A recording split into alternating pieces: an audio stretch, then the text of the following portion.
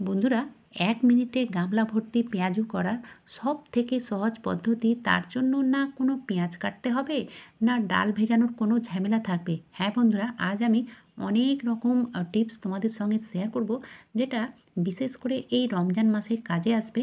আমি সুনিতা, আমার চ্যানেলে প্রত্যেক দিনের মতো তোমাদের সকলকে স্বাগত জানাই।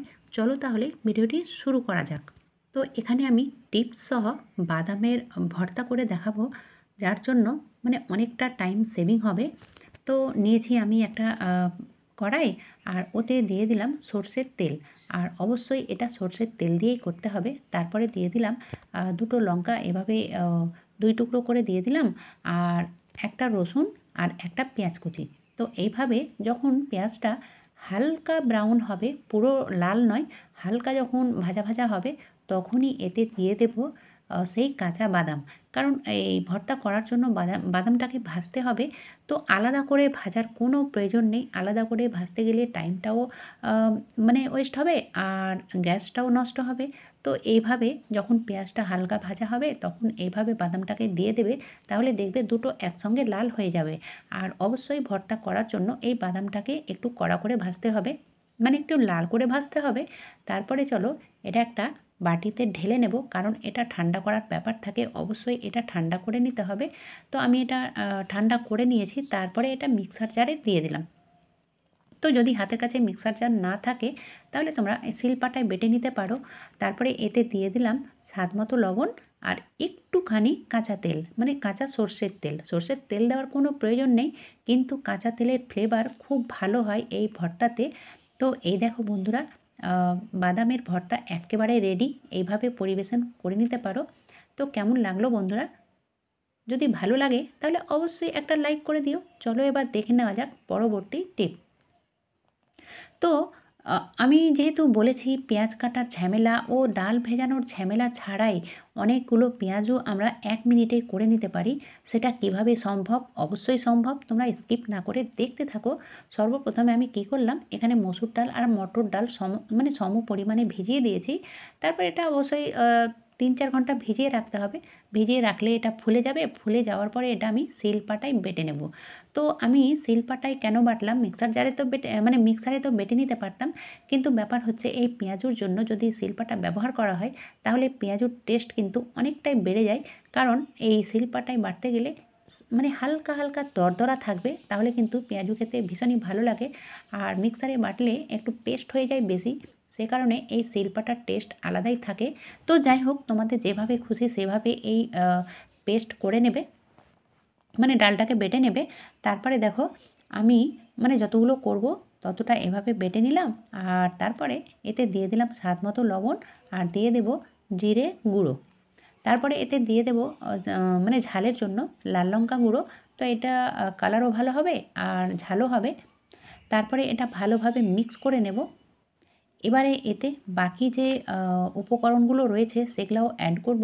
যেমন ধরো, কাঁচা লঙ্কা কুচি, পেঁয়াজ কুচি, পেঁয়াজও যেহেতু, তো অবশ্যই পেঁয়াজ বেশি করে দিতে হবে। আর তারপরে দিয়ে দিলাম ধনেপাতা কুচি। তোমরা হয়তো এতক্ষণ মনে মনে ভাবছো যে আমি পেঁয়াজ কাটার ঝামেলা ছাড়াই বলেছি। হ্যাঁ বন্ধুরা, তোমরা স্কিপ না করে দেখতে থাকো। এতটাই টাইম সেভিং বা এতটাই মজা লাগবে তোমাদের দেখতে। তারপরে আমি এতে দিয়ে দিলাম আদা রসুন বাটা, 1/2 চামচ মতো আদা রসুন বাটা দিলাম টেস্টের জন্য। এতে দিয়ে দিলাম আমি 2 চামচ চালের গুঁড়ো। তো আমার যতটা ডাল রয়েছে সেই হিসাবে আমি 2 চামচ চালের গুঁড়ো দিয়েছি। তারপরে একটুখানি দিয়ে দিলাম হলুদ গুঁড়ো কালারের জন্য।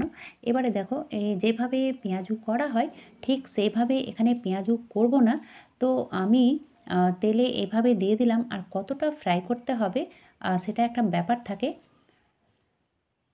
তো এই দেখো বন্ধুরা, আমি পুরোপুরি এটা ফ্রাই করব না, পুরোপুরি যেভাবে পেঁয়াজু করা হয় সেভাবে পেঁয়াজু করব না। হালকা কাঁচা ভাব থাকবে, এটাতে যেন কোনো রস না থাকে, সেইভাবে এটাকে ভাজতে হবে। তো ঠিক এইভাবে আমি কাছে থেকে তোমাদের দেখাচ্ছি, তারপরে তোমরা ব্যাপারটা বুঝতে পারবে। এই দেখো বন্ধুরা, ঠিক এইভাবে এটাকে পেঁয়াজগুলোকে ভেজে নিতে হবে। ভাজার পরে যেটা করব সেটা হচ্ছে, ফ্রোজেন। কারণ এই রমজান মাসে প্রায় প্রত্যেকের ঘরে ঘরে এরকম ধরনের পেঁয়াজু, বেগুনি এরকম ধরনের স্ন্যাক্স বা পকোড়া হয়ে থাকে। তো প্রত্যেক দিন এইভাবে ডাল ভেজানো বা পেঁয়াজ কাটার ঝামেলা ছাড়াই আমরা পেঁয়াজু করে নিতে পারি 1 মিনিটে। তো আমি প্রথমে একটা পেপার দিয়েছি, মানে কাগজ দিয়েছি, সাদা কাগজ কিংবা টিস্যু। তারপরে এটা টিফিন বাটির মধ্যে দিয়ে দিলাম আর ওপর থেকে একটা প্লাস্টিকও দিয়ে দিলাম। তো এইভাবে যদি ফ্রিজারের মধ্যে রাখা হয় তাহলে দেখবে পেঁয়াজু করার সময় না ডাল ভেজানোর ঝামেলা, না পেঁয়াজ কাটার ঝামেলা। তো এইভাবে আধ ভাজা করে আমরা যদি ফ্রিজারের মধ্যে রাখি তাহলে ইফতারি করার 10 মিনিট আগে যদি ভেজে নিই তাহলে দেখবে আমরা ইবাদত করারও সময় পাবো আর আমাদের টাইম সেভিং হচ্ছে, মানে সব দিক থেকেই ভালো হচ্ছে, খাটুনিও কম হচ্ছে। তো এইভাবে তোমরা 7 দিন কিংবা 10 দিনের জন্য করে রাখতে পারো। ভীষণই ভালো হবে, একেবারে তরতাজা হয়ে থাকবে। তো অবশ্যই একটা কথা মাথায় রাখতে হবে, ফ্রোজেন করার জন্য অবশ্যই ফ্রিজারের মধ্যেই রাখতে হবে বা ডিপ ফ্রিজে রাখতে হবে। তো যাই হোক, তোমরা এই টিপসটা অবশ্যই ফলো করতে পারো একদিন, মানে অনেকগুলো করে আর এইভাবে ফ্রিজারের মধ্যে রেখে দেবে। রমজান মানে ইফতারি করার আগে 10 মিনিট আগে বার করে এগুলোকে ভেজে নেবে। দেখে নেওয়া যাক পরবর্তী টিপ। বাজার থেকে যখন তরমুজ আনা হয় তো অবশ্যই বন্ধুরা এটাকে মানে কাট করার আগে আ গোটাটাকেই ধুয়ে নিতে হবে। ধুয়ে নেওয়ার পরে এটা কাট করতে হবে। তো এখানে আমি ২-৩ রকম কাট করা পদ্ধতি শেয়ার করব। তো সর্বপ্রথমে এইভাবে আমি কাট করব। এইরকম স্লাইস করে কেটে নেব। যত বড়ই তরমুজ হোক না কেন কাটতে কোনো অসুবিধে হবে না। যে কেউ এটা কেটে নিতে পারো। তো এইভাবে দেখো কাট করেছি। তারপরে একটুখানি এটা যদি অন্যরকম করতে চাও তাহলে এইভাবে কাট করে নেবে, মানে ধরার জন্য শুধু একটুখানি ওপরের খোসাটাকে রাখতে হবে ঠিক এইভাবে। আর এটা প্লেটে কিভাবে পরিবেশন করতে হবে সেটাও আমি তোমাদের সঙ্গে শেয়ার করব। তো এই দেখো বন্ধুরা, যেটা আমি ধরার জন্য একটুখানি রেখেছি খোসাটা, সেটা যদি প্লেটের ভেতর দিকে রেখে দিই তাহলে ধরতে অসুবিধে হবে। অবশ্যই এটা প্লেটের বাইরের দিকে রাখতে হবে, তাহলে তুলতে সুবিধে হবে। চলো আরও একটা পদ্ধতি আমি তোমাদের সঙ্গে শেয়ার করব। তো এই যে স্লাইস করে কাটা রয়েছে তার ভেতর থেকে এভাবে কাট করে নিতে হবে, তাহলে খুবই সহজভাবে এটা মানে ওপরের খোসাটা বেরিয়ে যাবে আর এভাবে কাট করা হয়ে যাবে। তারপরে দেখো এই যে অর্ধেকটা তরমুজ রয়েছে এটা কিন্তু খোলা আমরা ফ্রিজে রাখতে পারি না। তো আমি এখানে ফয়েলের ব্যবহার করেছি। যদি ফয়েল পেপার হাতের কাছে না থাকে তাহলে তোমরা এখানে প্লাস্টিক ইউজ করতে পারো। প্লাস্টিক দিয়ে এভাবে বন্ধ করে নিতে পারো, তারপরে ফ্রিজের মধ্যে রেখে দেবে। চলো এবার দেখে নেওয়া যাক পরবর্তী টিপ।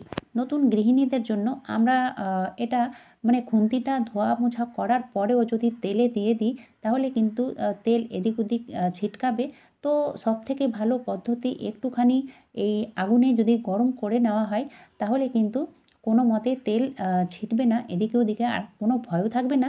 তো অবশ্যই তোমরা চেষ্টা করবে খুন্তিটা তেলে দেওয়ার আগে একটুখানি গরম করে নেবে, মানে একটুখানি যদি আগুনে গরম করে নেওয়া হয় তাহলে সেটাতে কোনো মতে জল টল লেগে থাকবে না আর কোনো ভয়ও থাকবে না। তো তোমরা এই টিপসটা অবশ্যই ফলো করতে পারো, কারণ এইভাবে আমাদের অনেক সময় দুর্ঘটনাও ঘটে যেতে পারে।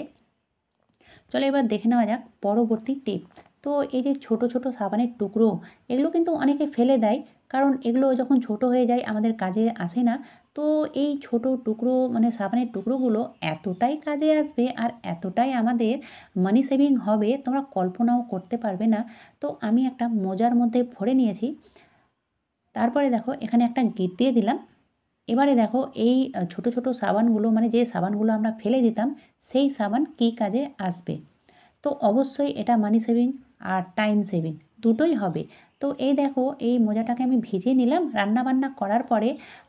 এই ওভেন যে আমরা পরিষ্কার করি তার জন্য এক্সট্রা করে কিছু লাগবে না, সার্ফ বা সাবান বা অন্য কিছু যে দিয়ে মানে যে কিছু দিয়ে আমরা এটাকে ক্লিন করি কিচ্ছু লাগবে না। শুধু হাতে মোজাটা তুললেই এইভাবে ঘষা দিলেই কিন্তু পরিষ্কার পরিচ্ছন্ন হয়ে যাবে। তো এইভাবে শুধু ওভেন আর ওভেনের পাশে যে ওয়ালটা রয়েছে টাইলসগুলো সেটা নয়, আমরা বেসিন হোক কিংবা মানে যে কোনো রান্নাঘরের জিনিস আমরা পরিষ্কার করে নিতে পারি, মানে ধোয়া মোছা করে নিতে পারি, এইভাবে ক্লিন করে নিতে পারি। খুব সহজ পদ্ধতি আর ছোট ছোট সাবানের টুকরোগুলো আমাদের কাজেও লেগে যাচ্ছে। তো কেমন লাগলো বন্ধুরা আজকের এই ভিডিওটা? যদি তোমাদের ভালো লেগে থাকে তাহলে অবশ্যই ছোট্ট একটা লাইক করে রেখো।